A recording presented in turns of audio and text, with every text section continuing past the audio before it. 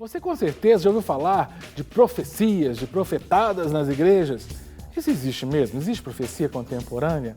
O que a Bíblia diz sobre profecias? Bem, para conversar sobre isso, nós temos hoje aqui no programa Mente Aberta o professor Braulio Brandão, professor do Seminário Teológico Carisma, que vai nos ajudar a entender mais um pouquinho sobre profecias. Então não perca nosso programa, porque já está no ar.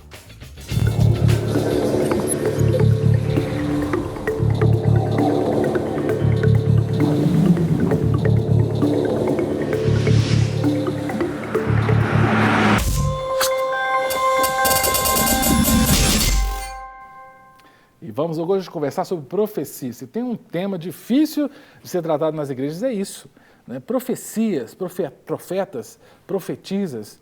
Bem, Braulio, essa matéria é uma matéria específica no Carisma, profecias? Como é que é? A gente, na verdade, tem uma matéria no terceiro período chamada Ministério do Profeta, que é a matéria que eu leciono. A gente estuda a vida dos profetas do Antigo e do Novo Testamento. Estudamos como o profeta atua hoje em dia, esse tipo de coisa.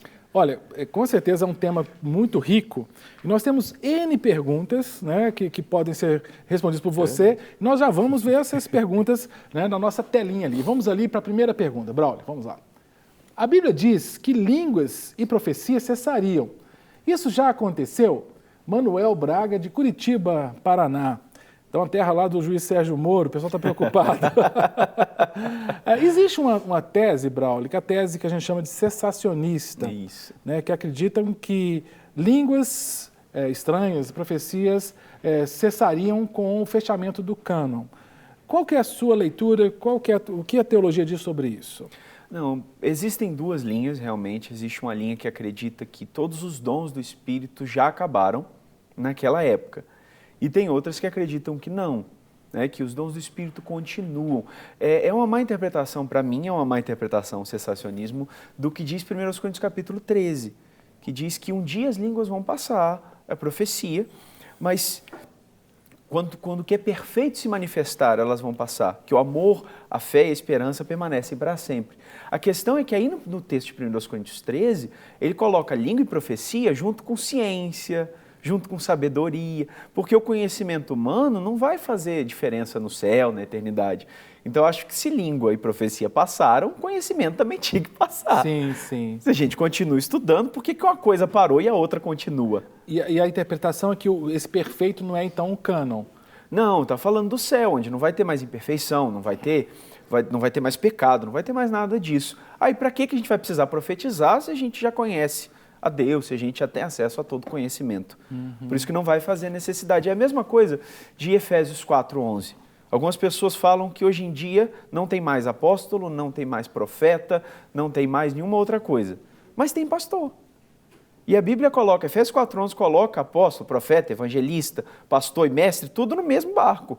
Por que os pastores continuam e os profetas acabaram? É interessante. E você falou de Efésios 4, né? A gente tem uma outra lista de dons lá em 1 Coríntios 12, um capítulo antes, né?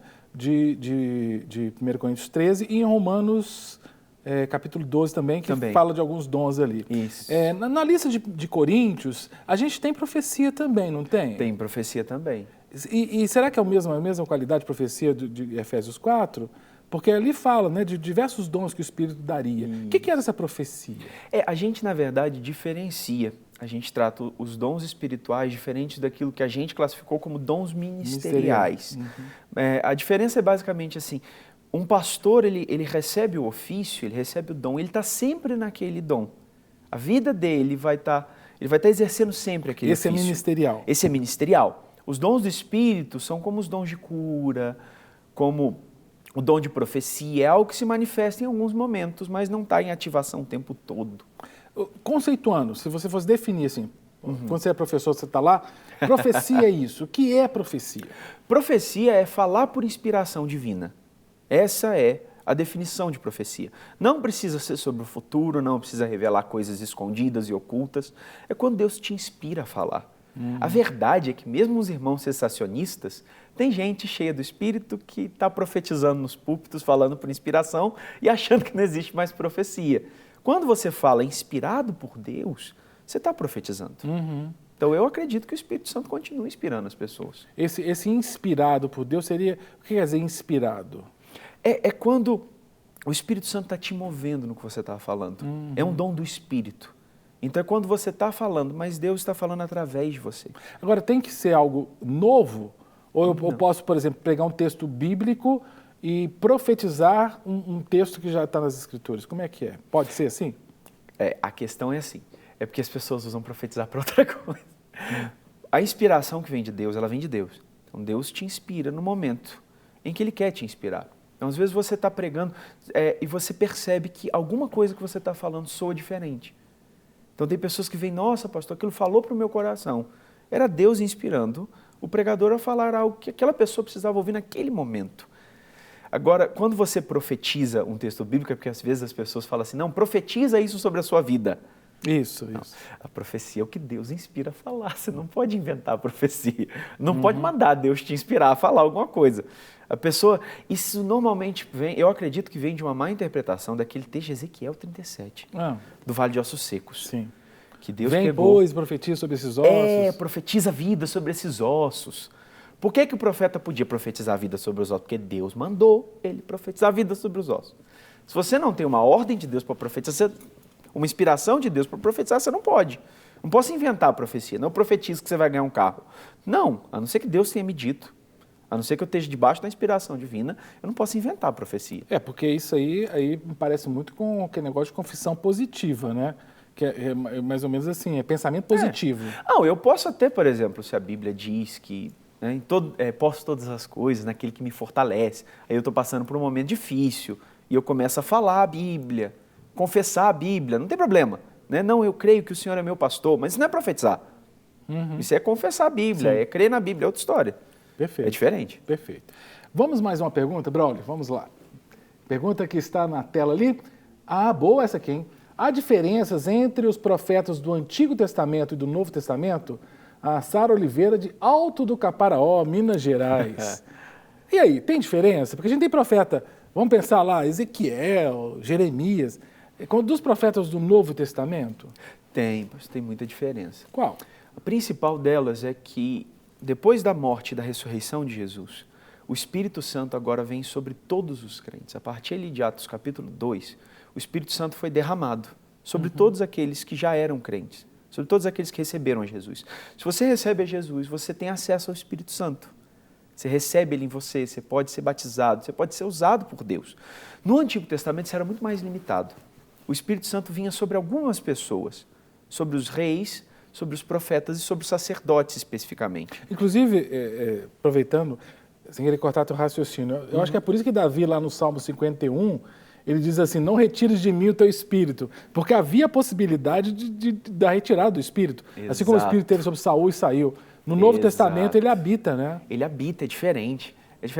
E essa manifestação, então, era muito restrita. Poucas pessoas tinham acesso ao Espírito Santo. Por isso, o profeta era o porta-voz de Deus. Ele falava e as pessoas tinham que obedecer o que ele dizia. Deuteronômio 18 diz, inclusive, que se uma pessoa foi pega dizendo uma falsa profecia, ela devia ser apedrejada. No Antigo Testamento não se julgava profecia, se julgava profeta. Uau. No Novo Testamento, em 1 Coríntios 14, o apóstolo Paulo diz assim, sempre que alguém estiver profetizando, todos os outros julguem. Porque todo mundo tem o Espírito Santo. Então, se um profeta diz para mim algo e o Espírito Santo não testifica o meu coração, eu não preciso obedecer. Perfeito. Então, é uma diferença fundamental, porque como só tinha um porta-voz, ele tinha o Espírito Santo, ele tinha que falar tudo certo. Se ele falasse um negócio errado, você podia matar, que ele não prestava mais. Sim. Já no Novo Testamento é diferente. Sacerdócio universal, né? Todos têm o Espírito. Deus fala com todo mundo. Perfeito. Todo mundo pode ouvir a voz de Deus. Vamos mais uma pergunta, Braulio? Vamos lá na tela, mais uma pergunta. José Alcântara, de Limeira, no interior de São Paulo. Boa, porque a gente está falando de Antigo Testamento e Novo Testamento, o José Alcântara pergunta, existem profetas contemporâneos, hoje em dia, século XXI, tem profeta? Tem, porque se tem pastor, tem profeta, né? Aquela história de Efésios 4:11. É verdade. se Deus continua ungindo pessoas, capacitando pessoas para serem pastores e evangelistas, por que não profetas? E é interessante porque, engraçado, nas igrejas você tem assim, pastor, mas dificilmente você tem mestres, até que evangelista também tem, mas profeta, assim, as igrejas existem nessa nomenclatura. E é engraçado que evangelista normalmente é uma variação do pastor, dependendo da igreja, né? Como assim? Eu fui consagrado evangelista quando eu era adolescente, porque eu precisava ajudar meu pastor, aí eles me consagraram a evangelista. Mas parece que é um degrau abaixo, né? As igrejas tratam como um degrau abaixo. Para mim, isso é uma questão histórica. Vem, a partir do momento que a igreja se torna uma com o Império Romano, depois de Constantino, lá no século IV, aí as funções eclesiásticas passaram a ter peso político, passaram a ter poder. Então começou, ao invés de ter várias manifestações, você tinha diferenças hierárquicas. Então, você vê, na Igreja Católica preserva isso até hoje. Um padre, um bispo e um arcebispo têm basicamente a mesma função, com diferença hierárquica. Sim. Não é bem isso que os 5 dons ministeriais fazem. São diferentes manifestações, não são uma hierarquia, não é um mandando no outro. O evangelista faz uma coisa, ele vai levar o evangelho para quem não conhece Jesus. O pastor faz outra, ele vai cuidar da igreja de Cristo. Então, você tem diferenças de atuação, não de mandar um no outro. Uhum. Porque essa hierarquia é problemática, né? E também essa questão de dons ministeriais é interessante, porque a igreja parece que coloca todos os dons com um título. Então, todo mundo tem um título pastor, e às vezes a igreja tem expectativa que uma pessoa tenha uma ação pastoral de cuidado, sendo que o dom ministerial dela é outra, né? De presidência, por exemplo. A gente tem um problema muito sério com isso, eu acho, porque todo mundo é consagrado pastor, todo mundo tem um título de pastor, mas nem todo mundo tem a função pastoral. Às vezes a pessoa é consagrada pastor porque ele é um excelente pregador. Ou às vezes aí o pastor, que é o cara que tem o dom de Deus para cuidar e não prega muito bem, e o povo não acha que ele é pastor de Deus. E é interessante, porque muitas igrejas, o critério para a seleção de pastor é assim, convida para vir aqui no final de semana na igreja, uma série de conferências, esse é o pastor. E de repente ele é péssimo para visitação, não sabe cuidar das pessoas, né? A gente confundiu, a gente juntou tudo no mesmo dom. Confundiu, essa questão da nomenclatura confunde muita gente. É o problema com o apóstolo, né? Os apóstolos existem como aqueles que implantam igrejas, como aqueles que vão, são enviados, os primeiros, os enviados, os primeiros a chegar no lugar, que começam um trabalho, que levam o evangelho onde Cristo ainda não foi proclamado. Aí a gente usa apóstolo como o suprassumo, né? Uma pós-graduação gospel, assim. O que manda em todo mundo. Do Reginaldo Braga, de Contagem, Minas Gerais. Como distinguir uma profecia de uma profetada? Essa pergunta é sua, Braulio. E aí? Tem muita profetada aí. Tem. A gente normalmente chama de profetada aquelas profecias estranhas, né? Que a pessoa está falando coisas que não condizem com a palavra de Deus ou que não fazem sentido na vida da pessoa. Aquilo que a gente começou a falar no bloco anterior, né, para os nossos telespectadores que estão nos acompanhando, nós temos o Espírito Santo. Toda pessoa que nasce de novo tem o Espírito Santo dentro dela. Então a gente tem capacidade de ouvir a voz de Deus. Então se uma pessoa disse algo e aquilo não testifica no seu coração, você não sente que aquilo é para você, você não percebe aquilo como fazendo sentido para a sua vida, não tem problema nenhum descartar. Pode ser a pessoa mais ungida do universo. Ela falou com você, aquilo não faz sentido para você, esquece. Mas parece que existe uma tendência ainda muito forte da pessoa ficar buscando profeta e profetisa, né, Braulio? Tem aquela coisa, porque assim, tem aquela questão de se dizer assim, eis que te digo, filho meu. Você deve conhecer a história, né? Dizem que isso foi verdade, eu não sei, mas diz que no aniversário lá, começou a pessoa cantando, aí diz que apareceu um profeta lá e falou, e eis que te digo, parabéns para você nessa data querida, e falou lá a profecia. Falou, brincadeira. E te digo mais, é big. Ainda completou. Pois tá brincando com uma coisa séria, né? Porque assim, existe profeta contemporâneo. Existe. Agora, para eu saber que isso é de Deus, não é uma profetada, o que é? É consonância com a palavra de Deus? É testificação no coração? Se falar contrário à palavra de Deus, você já pode descartar, porque Deus não se contradiz, né? Nem precisa sondar o coração para ver. Mas é testificação no coração, é porque as pessoas não querem aprender a ouvir a voz de Deus. Não querem desenvolver o relacionamento. Às vezes é preguiça com Deus. mesmo, né? É preguiça. Porque tem que tomar uma direção, eu não sei se eu faço esse curso, se eu faço aquele, se eu pego essa profissão, se eu caso com fulano, aí vai atrás da profetisa. né, para ouvir a voz de Deus, ao invés de gastar tempo de joelho orando, né? Buscando. É isso que as pessoas devem aprender a fazer. Você distingue uma profecia de uma profetada assim. Você busca de Deus, Deus fala com a gente. Então a gente não precisa buscar profeta. Se Deus mandar um profeta para falar com você, você escuta, vê se é de Deus ou Então não. esses dois critérios são bons, né?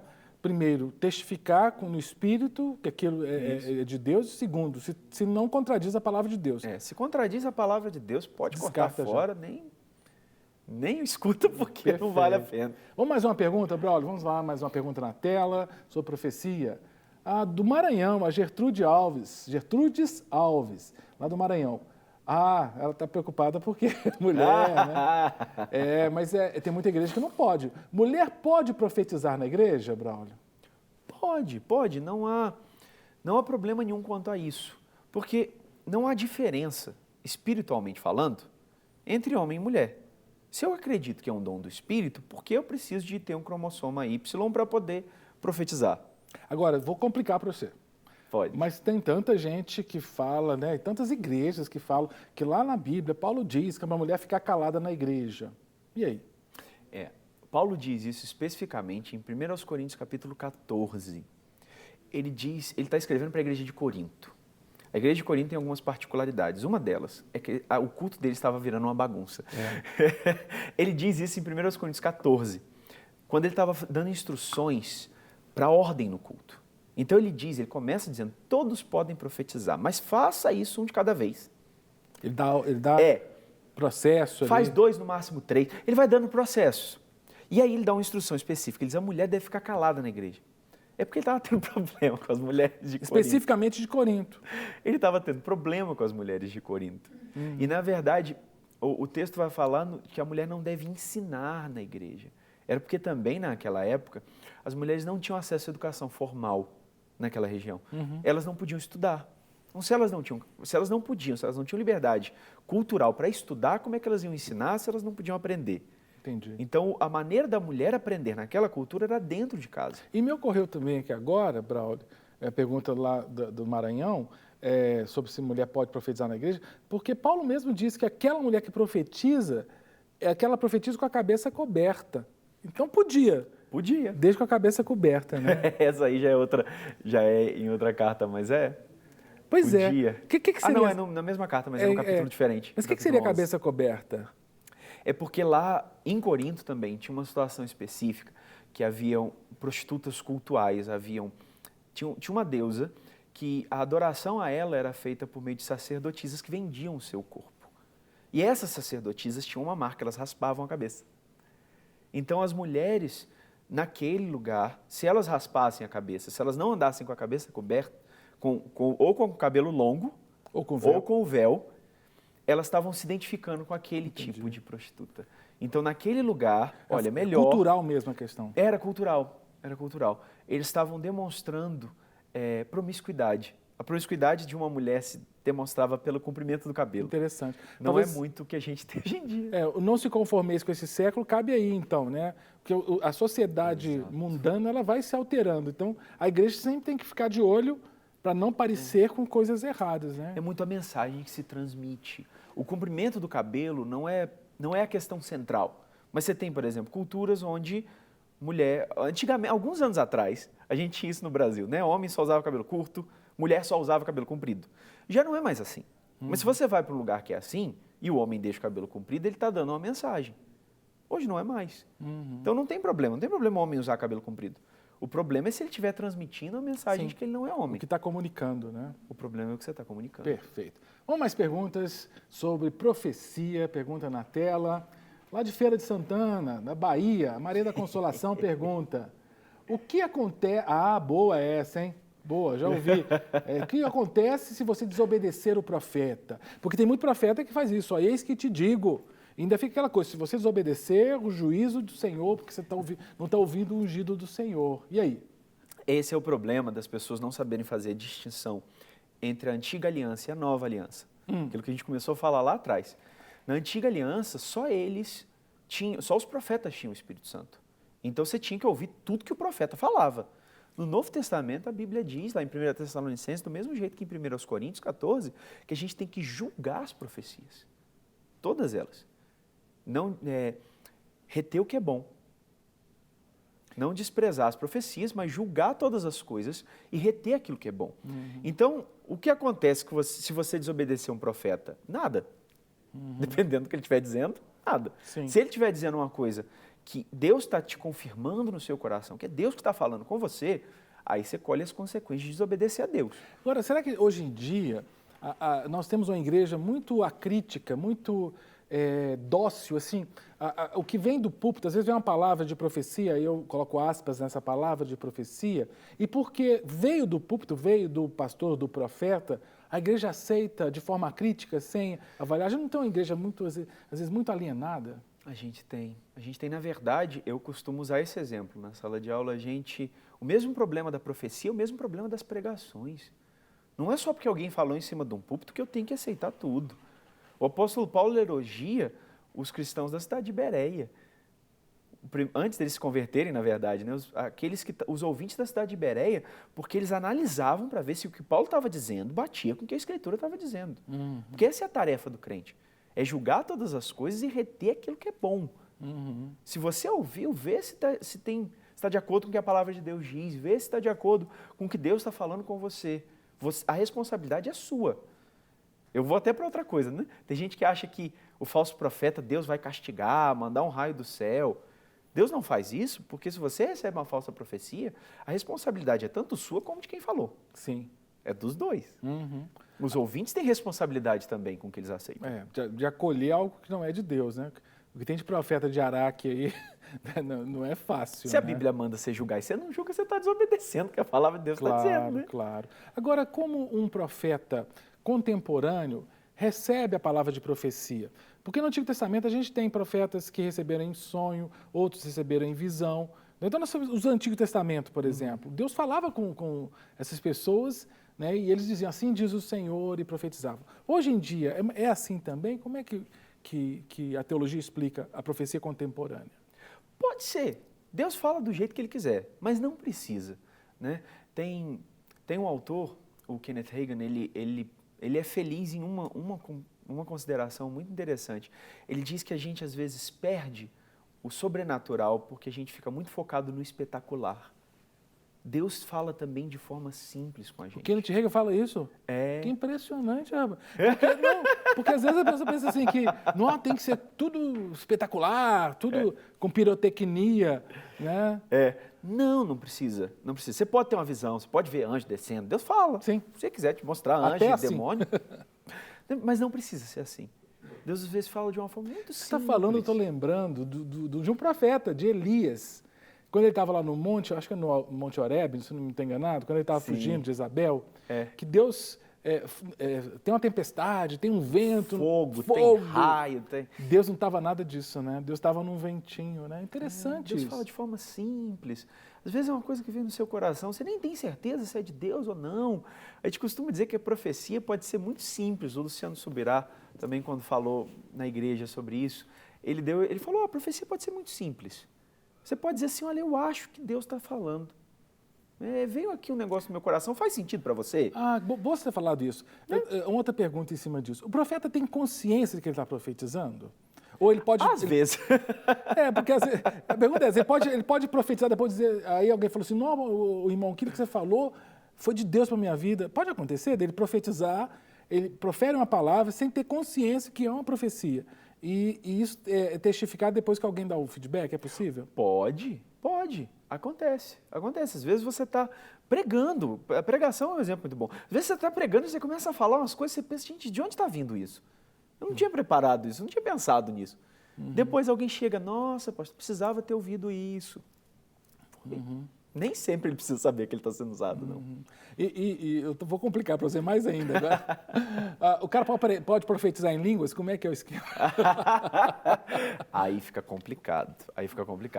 Porque o apóstolo Paulo diz lá em 1 Coríntios 14 que quem fala em línguas, ninguém entende. Ele está falando com Deus. Né? Ele ora a Deus. Ninguém está entendendo. Então, a não ser que alguém interprete, ele mesmo fala isso. Não, se tiver alguém para interpretar, tudo bem, você pode falar. Você pode entregar uma palavra em profecia. Se não, fale você mesmo e Deus. Fique entre você e Deus. Não é nem que você não pode orar em línguas em público, Sim. mas é que assim, como é que você vai entregar uma mensagem em línguas se não tiver interpretação? Sim. Se tiver, aí tudo bem. Você pode até orar em línguas em público, desde que você não esteja orando representando a comunidade ou orando, ou trazendo uma palavra para a comunidade, porque não tem significado, né? Não, a pessoa não está entendendo, né? Você está falando com Deus. Dependendo do contexto, culto evangelístico é complicado de fazer isso, mas você está numa reunião de oração da sua igreja, por exemplo, aí você está orando em línguas no microfone, porque está todo mundo orando individualmente. Sim. Você não está entregando uma mensagem diferente. Se você entrega uma mensagem, para você entregar alguma coisa em línguas, tem que alguém interpretar o que você está falando. Senão, o apóstolo Paulo fala, não, fica quietinho na igreja, ora você mesmo e Deus, e fala alguma coisa que as pessoas vão entender. Porque edifica a igreja, né? Para receber todas as novidades do canal, inscreva-se. E se curtir o vídeo, clique em gostei. Aproveite para acompanhar a Rede Super nas redes sociais.